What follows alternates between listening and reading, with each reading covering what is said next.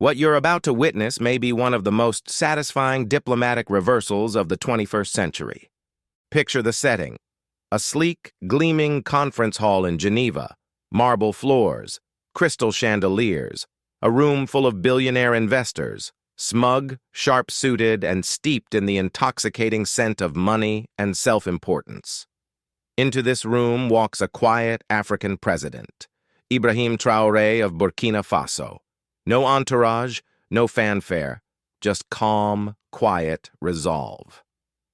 The Western elite barely look up.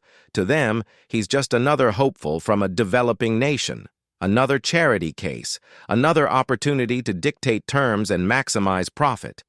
But what they don't realize is that Ibrahim Traoré has come prepared, not to beg, but to redefine the rules of the game. And by the end of this story, the same men who smirked at him will be standing under the unforgiving African sun, praying for a meeting with the very man they once dismissed. Let's rewind.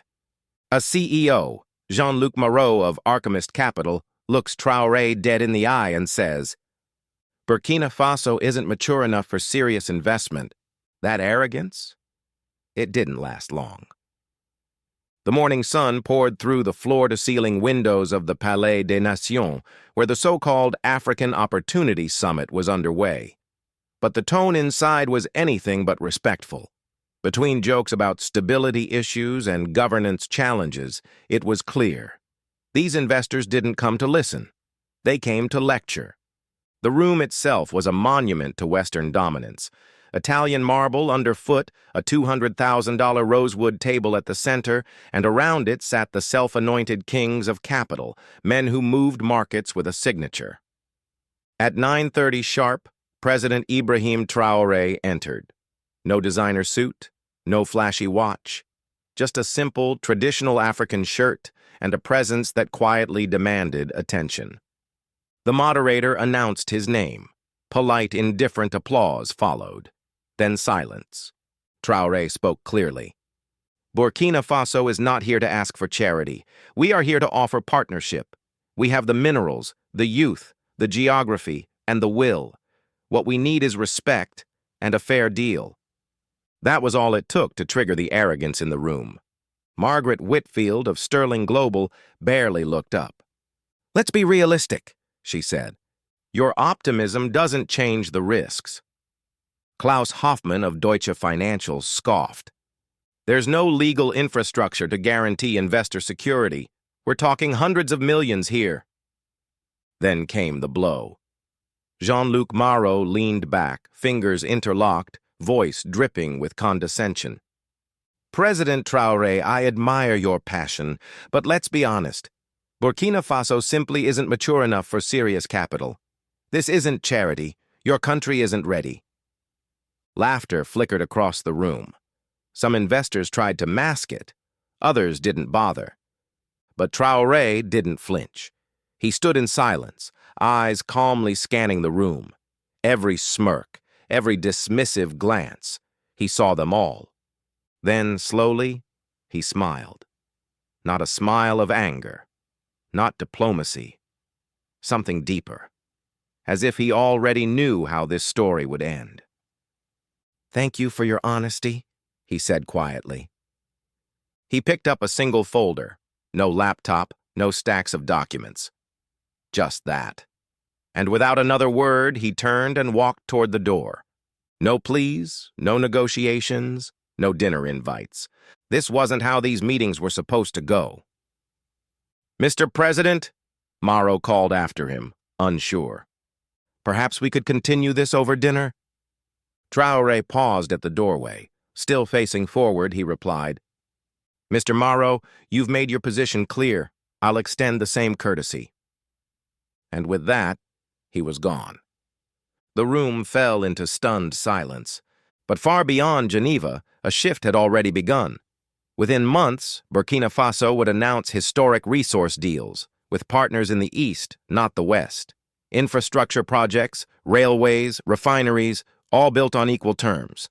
Now, the same CEOs who once laughed in that rosewood-paneled room are booking flights, pleading for meetings, offering reconsidered proposals.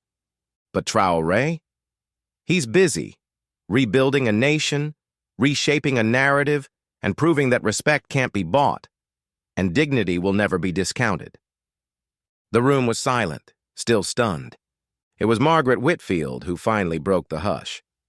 "Well, that was dramatic." "Typical," scoffed Klaus Hoffmann. "They never want to hear the truth about their limitations." Jean-Luc Marot didn't respond. He stared at the closed door, a creeping discomfort clawing at the edge of his confidence. Something about Traoré's calm exit, the total absence of desperation, the quiet certainty, unsettled him. In 3 decades of high-level deal-making, he had never seen an African leader walk away without at least trying to negotiate. "Should we be worried?" Margaret asked. Marot shook his head, brushing off the unease. "Worried about what? He just walked away from the best deal his country will ever get. If anything, we should feel sorry for the people of Burkina Faso."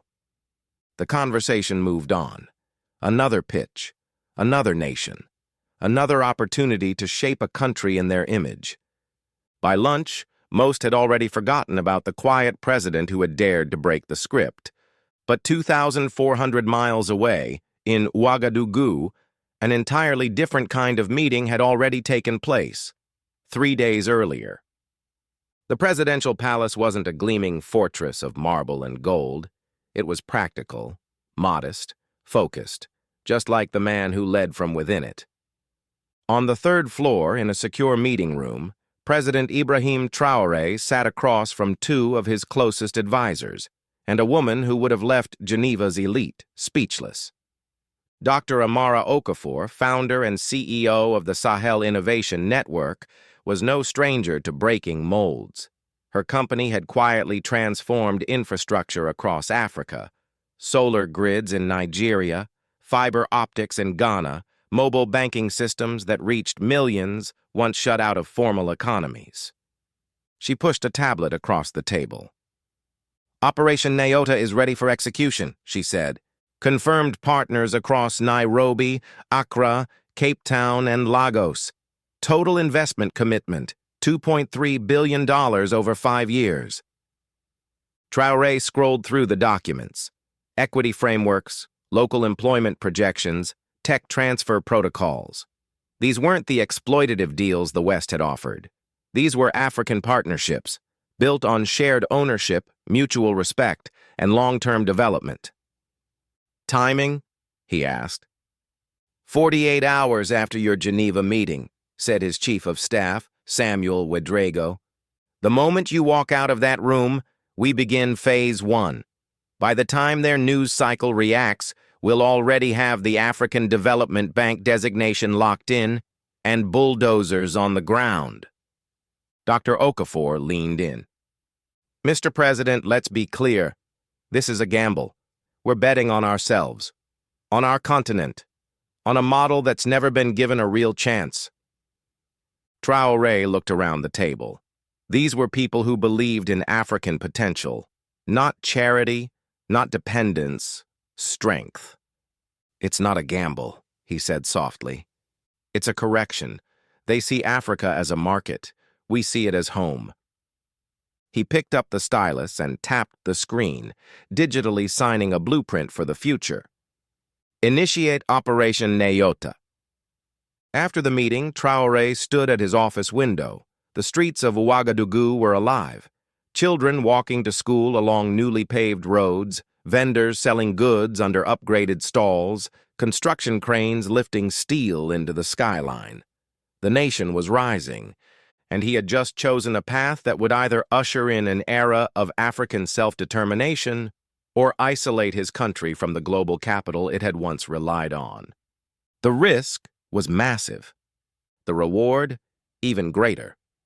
Back in Geneva, Jean-Luc Marot was enjoying a quiet dinner, overlooking the city's glittering lights. His phone buzzed. Text from assistant: "African Development Bank announcement scheduled for tomorrow. You might want to keep an eye on it." He barely looked. Routine, he thought. Another deal, another country, another headline that would fade by Friday. He had no idea what was coming. The next morning, global finance networks erupted with the same headline. East African Development Bank names Burkina Faso as regional innovation hub in landmark $2.3 billion deal. Renewables, digital infrastructure, agricultural technology, local manufacturing. But what truly shocked the world wasn't the amount, it was the source. Every single partner was African. Not one Western firm was involved. It was being hailed as the largest intra-African development partnership in modern history. At 7 a.m., Morrow was in his office reviewing market reports when his African investments director burst in, face pale. "Sir, we have a problem, a massive one." "What kind of problem?" Morrow asked, already annoyed. "Burkina Faso just closed a $2.3 billion deal. All African funded. We're not in it. Not even close." The color drained from Morrow's face. He grabbed the tablet and scrolled. Bloomberg, Reuters, CNN, Financial Times. All of them leading with the same stunning story. Africa is no longer waiting for Western approval. "How the hell is this possible?" he whispered. But as he read on, the answer became clear. These weren't just investors. They were builders, innovators, visionaries. While firms like Archimist Capital obsessed over risk, quarterly returns, and political leverage, African leaders and companies had quietly done something extraordinary.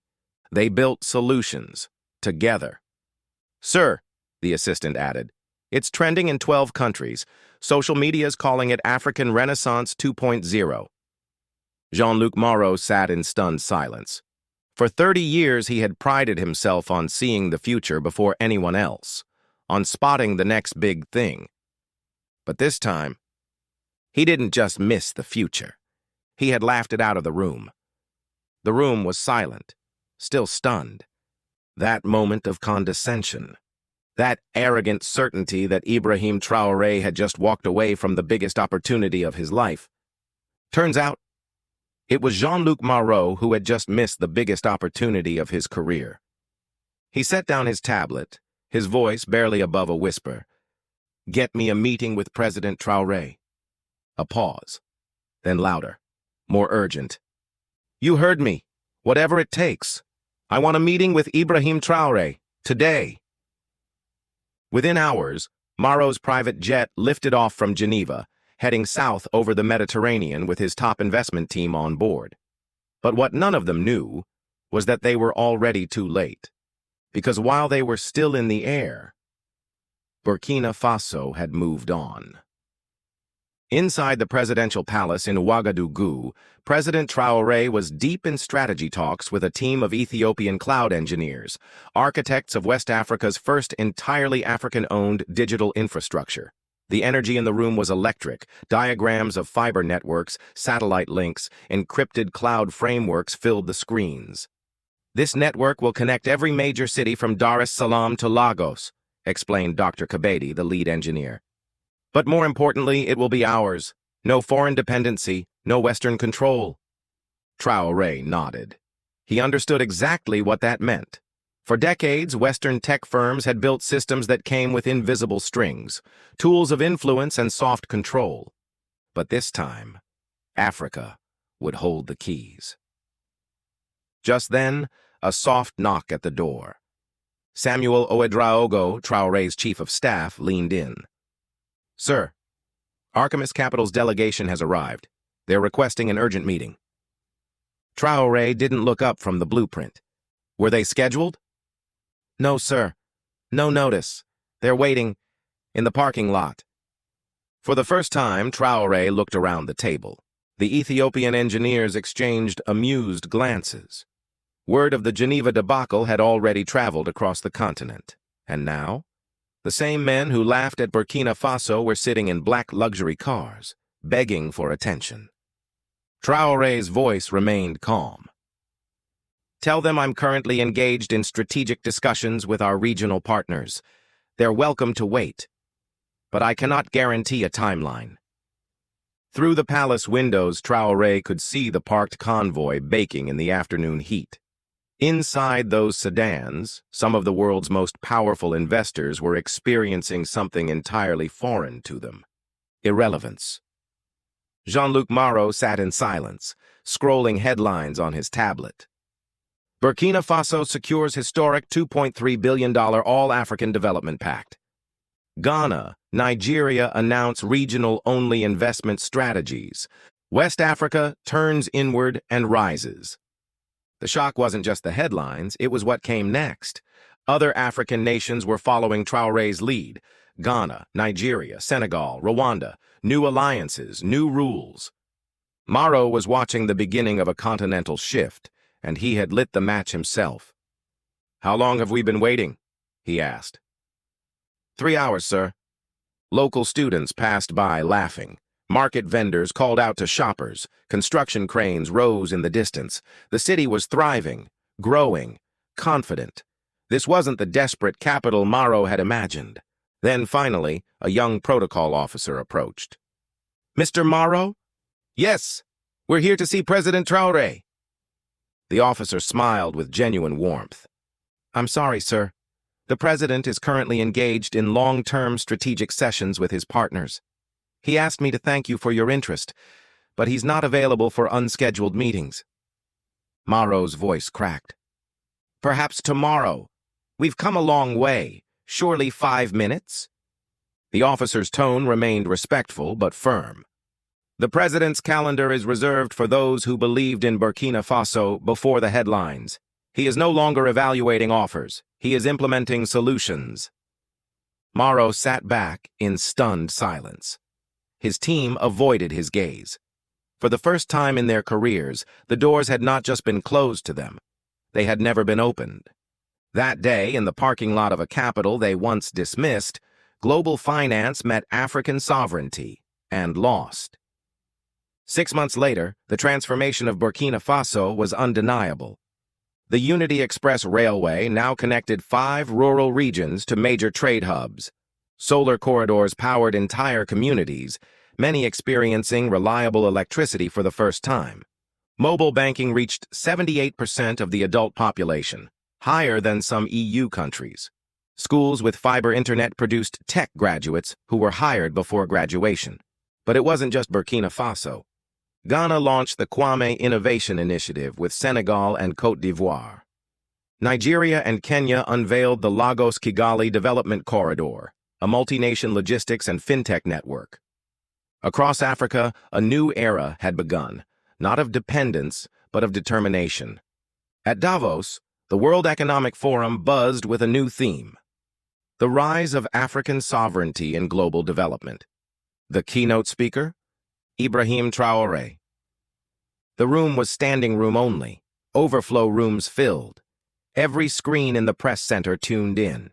In the back row, sitting quietly, was Jean-Luc Marot, a last-minute ticket, a final chance to see the man whose vision he had once dismissed.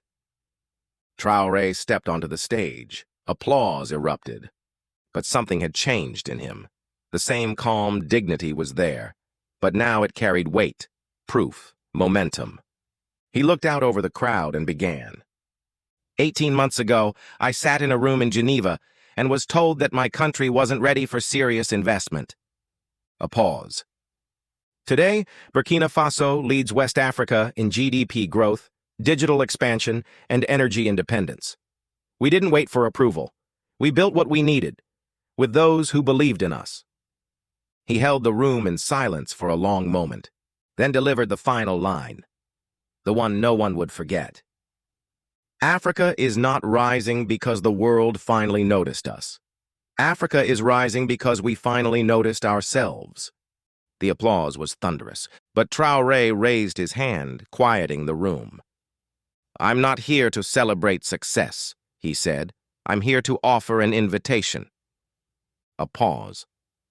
Africa is not anti-West. We are pro-Africa. We welcome partnerships with anyone who approaches us as equals, who believes in our potential, who wants to build something lasting, together.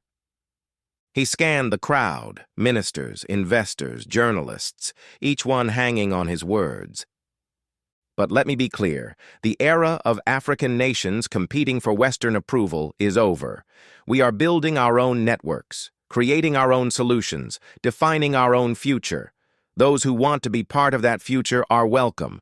Those who cling to the old models of control and condescension will find themselves increasingly irrelevant. The room erupted. 5 minutes of standing ovation. By the time Traoré stepped off that Davos stage, he was surrounded by world leaders, tech CEOs, and development ministers, not offering him help, but requesting partnerships. Everyone wanted a seat at the table of Africa's new future. Everyone except Jean-Luc Marot. He sat alone in the back row, still, silent. His phone vibrated with messages from board members, analysts, press contacts. Everyone wanted his reaction, but Marot had nothing to say. For the first time in his career, he was speechless. He had gambled everything on one arrogant belief, that Africa would always need Western permission to succeed. And in that Geneva boardroom, with his smug certainty and dismissive smirk, he had missed the most important shift in global development since the end of colonialism. As he walked the halls of Davos, past networking suites and closed-door deals, he realized with painful clarity he wasn't part of the future. He was a relic of a world that no longer existed. The story of Ibrahim Traoré and Jean-Luc Marot became a global case study. In business schools, it was taught as a lesson in vision versus arrogance. In political circles, it was seen as the beginning of a new era. But to the people of Burkina Faso, it meant something simpler, something deeper. Proof. Proof that dignity, clarity, and conviction could overcome even centuries of foreign doubt. They had been told they were too immature for investment. They proved, instead, the world wasn't mature enough to respect their independence. As Traoré would later say in an interview, they expected us to beg. We chose to build. And build they did. That quiet, mysterious smile he had given in Geneva, now everyone understood. It was the smile of a man who knew the world was about to change, and that Africa would be the one changing it. But the story didn't end there. 3 years later, something unprecedented happened. The African Union made a historic announcement, the creation of the Continental Development Bank, headquartered in Ouagadougou, and its first chairperson, President Ibrahim Traoré. Its mission was revolutionary: to fund African development using African capital, African expertise, and African leadership. The announcement sent shockwaves through global finance. For decades, institutions like the IMF and World Bank had defined Africa's development agenda. Now, Africa had its own answer. Jean-Luc Marot watched the news from his Geneva office. His hands trembled slightly. Since the Burkina Faso fallout, Archimist Capital had lost over $400 million in missed African opportunities. The press release hit like a brick. Initial capital, $50 billion, sourced entirely from African governments, private investors, and diaspora networks. The largest development fund in African history. Not $1 from the West. His assistant entered quietly. The board wants your assessment of the new bank. Marot turned toward the window, the same view he'd admired the night before his world had shifted. My assessment, he said slowly. We're witnessing the end of an era. The age of African dependence on Western capital is over. Meanwhile, in Ouagadougou, Traoré stood before a summit of African finance ministers, central bank governors, and development experts. The room crackled with purpose. For too long, he said, we accepted the narrative that African development required Western permission.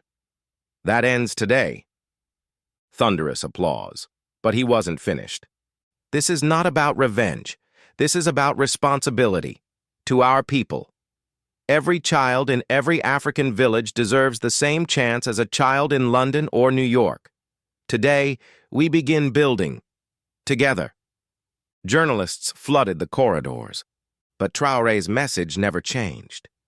Africa wasn't turning its back on global partnerships. It was ending its dependence on global permission. The results were undeniable. In just 2 years, the Continental Development Bank funded infrastructure in 37 countries. Pan-African tech transfer programs reversed the brain drain. A new digital currency slashed cross-border trade costs by 70%. More importantly, it ignited a generation of leaders who no longer saw sovereignty as isolation, but as a foundation for true partnership. 5 years after Geneva, Jean-Luc Marot retired. In his farewell speech, he publicly acknowledged his greatest failure. For 30 years, I thought power came from making others depend on you. But I learned, too late, that real power comes from standing on your own. Ibrahim Traoré taught me that. But I was too arrogant to listen. As for Traoré, he continued to lead Burkina Faso with the same quiet dignity he had carried into that marble Geneva conference room, except now the world listened. Because now that dignity was backed by numbers, growth, and success. And across the continent, young leaders echoed his mantra. They expected us to beg. We chose to build. And Africa built. Burkina Faso had become a model for African development, proof that dignity, self-reliance, and long-term vision could create prosperity without compromising sovereignty. The story of Geneva wasn't just a case study anymore. It was a symbol, a turning point in global history, a moment where old assumptions about power, maturity, and dependency shattered under the weight of new realities: African competence, confidence, and control. Sometimes late at night, President Ibrahim Traoré would reflect on that day, that moment when Jean-Luc Marot leaned back in his chair, smiled, and dismissed his country as not mature enough for serious investment. He hadn't responded with anger. He had simply walked away. But what came next would turn that silent defiance into legend. 7 years later, the unthinkable happened. The global financial crisis of 2032. Western markets collapsed almost overnight. Stock exchanges froze. Major firms filed for bankruptcy. Currencies tumbled. Governments scrambled. Archimist Capital, Jean-Luc Marot's former empire, was among the worst hit. The firm that once managed nearly $1 trillion in assets now faced total collapse. And the investments they had rejected in Africa? They would have been their salvation. Instead, they watched helplessly as the very economies they had once laughed at, now grounded in intra-African partnerships, weathered the storm with remarkable resilience. In Geneva, the very conference rooms where Traoré had been dismissed now held emergency meetings to save Western banking. And in a twist so poetic it seemed scripted, the European Union sent a formal request for assistance. To whom? The Continental Development Bank. And sitting at its head was Ibrahim Traoré. The memo landed on his desk Tuesday morning. It was short but heavy. The European Union formally requests a $200 billion emergency stabilization loan to prevent systemic banking collapse. Terms negotiable. Response urgently required. Traoré set the paper down. Outside his office window, Ouagadougou bustled with progress. Clean streets, modern buildings, and African companies leading the world in fintech, solar energy, and green infrastructure. Burkina Faso had become unrecognizable, not because it mimicked the West, but because it had charted its own course. His chief of staff, Samuel Orago, entered quietly. "You've seen the request?" Traoré nodded. "What's the board's position?" Samuel smiled. "They're open to discussing terms, but some are enjoying the irony a little too much." Traoré chuckled. "And your advice?" Samuel hesitated. Part of me wants to reply, Europe isn't mature enough for serious financing, but I know that's not who we are. Traoré nodded slowly. Exactly. The next morning, a global press conference was broadcast live across 6 continents. The world watched, knowing something historic was about to unfold. Standing behind the podium at the Continental Development Bank's gleaming headquarters, Traoré looked directly into the cameras. Yesterday, we received a formal request for emergency financing from European financial institutions. The amount, $200 billion, would mark the largest cross-continental loan in modern history. He paused. 7 years ago, I sat in a Geneva conference room and was told that Africa was not ready for serious investment. Today, Europe is asking Africa for serious financing. The silence in the room was electric. The Continental Development Bank will approve the loan, Traoré continued, but with 3 conditions. This will be a partnership of equals, full transparency, mutual accountability. A portion of the financing will fund sustainable development projects that benefit communities in both Europe and Africa. All European institutions involved must commit to a new standard, one that treats African nations with the respect and dignity that all partners deserve. Journalists erupted in questions, but Traoré raised his hand. "This is not about revenge," he said calmly. "This is about responsibility. When Africa succeeds, the world benefits. When Europe struggles, we extend a hand in partnership, not in domination." The loan was approved, European markets stabilized, jobs were saved, and a new framework for North-South cooperation was born. But even more significant than the money was the shift in perception. The age of European paternalism was over. In Geneva, Jean-Luc Marot, now 72 and long retired, watched the press conference from his apartment. He didn't feel envy. He felt something far deeper, regret. As he listened to Traoré's voice, calm, principled, gracious, he realized just how wrong he had been. And for the first time in decades, Marot picked up a pen and wrote a letter. "Mr. President, I doubt you remember me, but 7 years ago, I made the greatest mistake of my career. I dismissed your vision. I underestimated your nation. I let arrogance blind me to what was right in front of me. Today, I watched your press conference. I didn't feel pride, but admiration. You showed the world that leadership is not about control, but about vision, values, and grace. You didn't gloat. You didn't seek revenge. You offered partnership. The world is better because you chose dignity over domination. Thank you for the lesson. With deep respect, Jean-Luc Marot." "Mr. Marot, comma. I remember our meeting well. Not for the insult, but for the clarity it gave me. That moment revealed something I hadn't fully realized. We couldn't wait for the world to believe in us before we believed in ourselves. In a strange way, your dismissal became the catalyst that pushed us to forge our own path. I hold no resentment toward you or anyone who once underestimated Africa's potential. Growth is always possible, and it is never too late to choose a different path. If you ever find yourself in Ouagadougou, the doors of the presidential palace are open. Let's speak not of what was, but of what might still be." Ibrahim Traoré. When both men agreed to release their exchange to the public, it sparked something rare in international discourse. A global conversation not about blame, but about redemption, leadership, and the courage to evolve. What followed was profound. The story of Traoré and Marot reached far beyond financial circles. It entered classrooms, boardrooms, and hearts. Business schools across continents began teaching what came to be known as the Traoré principle, that lasting success comes not from domination, but from empowerment, that true leadership isn't loud, it's steady, and that dignity, once embraced, becomes the most unshakable foundation a nation, or a person, can stand on. Young African entrepreneurs cited Traoré's quiet strength as their inspiration.